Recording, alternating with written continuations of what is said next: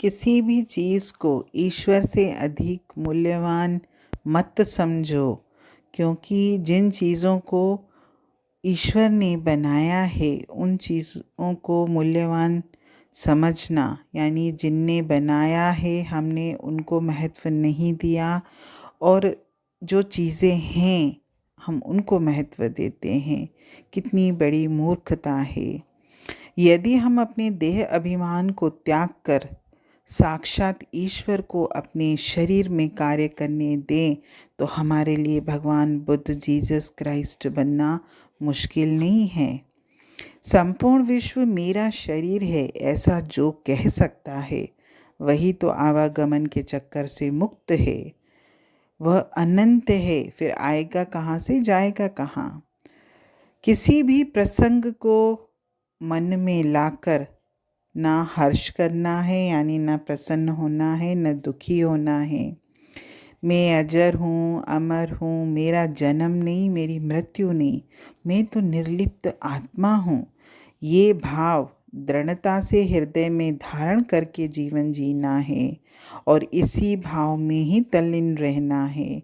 बाहरी संदर्भ जो भी हमारे जीवन में बातें आती हैं उनके बारे में सोचकर अपनी मानसिक शांति को हमको भंग नहीं करना है।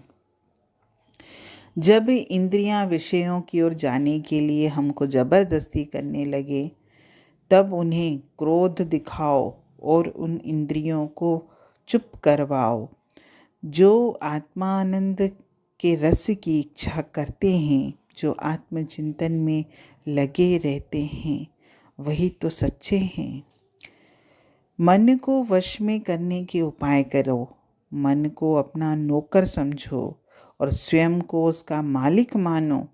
हम अपने नौकर मन की उपेक्षा करेंगे तो कुछ दिनों में वो हमारे वश में हो जाएगा, क्योंकि मन के चंचल भावों को अगर हम ध्यान न दें, उनकी ओर देखें ही नहीं, हम अपने शांत निज स्वरूप की ओर ध्यान देंगे तो कुछ ही दिनों में हमारा मन भी हटने लगेगा। इस प्रकार हम अपने जीवन के उद्देश्य को भी प्राप्त कर सकते हैं, जो मेरा आनंद स्वरूप का उद्देश्य है कि मैं सत्यचित आनंद स्वरूप परमात्मा का अंश हूँ और मुझे हर वक्त यही याद रहेगा। ये तो क्या है कि हम मन की बहकावे में आ जाते हैं तो हम हमारा ये जो स्वरूप, जो असली स्वरूप है, सत्य स्वरूप, उसको हम भूल जाते हैं। सारे संसार के ज्ञान, विज्ञान, कलाएं जो भी हैं, ये हमारी आत्मा की शक्ति से ही होते हैं। हम परमात्मा को कहाँ खोजते हैं? परमात्मा को खोजते खोजते हमने उस परमात्मा को ही भुला दिया है। परमात्मा मेरे अंतर में है, कहाँ उसको हम बाहर तलाश कर रहे हैं? बाहर वो मिलेगा ही नहीं। जो चीज़ आपके अंतर में है वो बाहर मिलेगी कैसे? परमात्मा के नाम से जो जुड़ा है, जो परम शांति में जीवन जी रहा है, उसके लिए तो सारा संसार उल्टा होकर भी उसे परेशान करे तो भी उसकी शांति भंग हो ही नहीं सकती। और सच्चे अर्थों में तो महात्मा वही है जो अपने चित्त को डांवाडोल नहीं होने देता। अगर उसके जीवन में कोई ऐसी बातें आती भी हैं, फिर भी उसका जो मन है वो हमेशा उसके वश में रहता है। ना उसे क्रोध आता है, ना वो दुखी होता है। और ये वृत्ति तो हमारी तभी बनेगी जब हम अपने आत्मस्वरूप में लीन होंगे। और आत्मस्वरूप में लीन होने के लिए मुझे सत्संग, वाणी या शास्त्रों का अध्ययन जो भी है, आप कोई भी साधन अपनाओ और अपने आत्मस्वरूप में आप टिक सकते हो। और इससे भी बड़ी बात है हमारी अटल अचल संकल्प शक्ति, क्योंकि हमारी संकल्प शक्ति में इतनी मजबूती होती है, इतनी ताकत होती है कि उसके आगे दुनिया की मुसीबतें ऐसे भाग जाती हैं जैसे आंधी तूफान से बादल बिखर जाते हैं। जिस समय हम गहरी नींद में होते हैं, उस समय हमको ये अनुभव होता है कि ये जागृत जो जगत जो मुझे दिखाई दे रहा है, ये मुझे कितना भी प्यारा सुंदर क्यों न लगता हो, लेकिन जब मैं गहरी नींद में होता हूँ तब मैं इसको भूल जाता हूँ। और जब मैं गहरी नींद में इसको भुला देता हूँ, इसकी सत्यता भी भूल जाता हूँ। मुझे याद ही नहीं होता मैं कौन हूँ, क्या हूँ।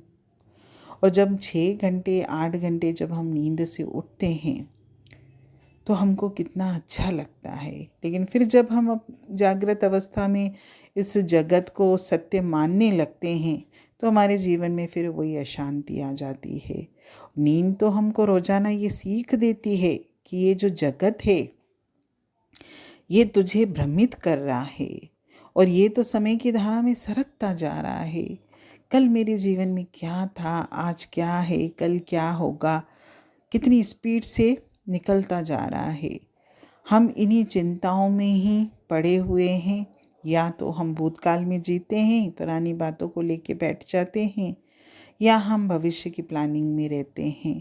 आज इस घड़ी जो मेरे जीवन में है, मैं उसमें जीता ही नहीं हूँ। और ये जो दोनों बातें, भूत और भविष्य, ये तो दोनों वैसे भी, भूत जा चुका है, वो कभी नहीं आएगा, और भविष्य के बारे में हम जानते ही नहीं हो। तो मैं इन दोनों बातों में क्यों उलझा हुआ हूँ? वैसे भी तो जगत सत्य है ही नहीं। ये जो हमने भ्रम पाल दिया है कि ये संसार सत्य है, जो मुझे भासता है, इस जगत को असत्य मानो, झूठ है, ये नाशवान है, ये पल पल बदल रहा है। सत्य तो अटल होता है, तो जगत अटल कहाँ है? हमारा जीवन कल कुछ और था, हमारा जीवन आज कुछ और है, हमारा जीवन कल कुछ और होगा। तो ये सत्य कैसे है? मैं कल भी सत्यचित आनंद स्वरूप परमात्मा का अंश था, आज भी हूँ, कल भी रहूँगा। मेरी असली पहचान यही है और यही सत्य है। हरि ओम।